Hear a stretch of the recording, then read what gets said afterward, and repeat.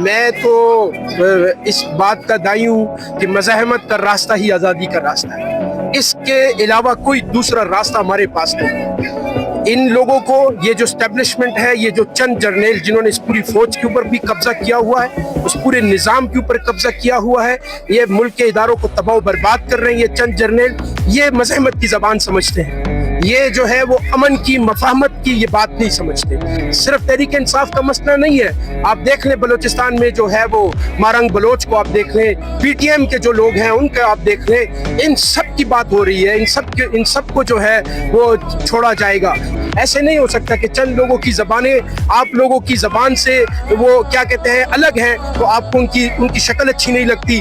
اگر آپ کو کسی کی شکل اچھی نہیں لگتی تو آپ اپنا خود کا علاج کرائیں. کسی صورت بھی ہم پاکستانی عوام نے جو فیصلہ کیا تھا 8 فروری کو، وہ اصل فیصلہ ہے، وہ عوام کی اصل منشا ہے. اس کے مطابق اگر یہ ملک چلائیں گے تو ملک ترقی کی طرف جائے گا. ادروائز آپ دیکھ لیں کہ کیا ہو رہا ہے.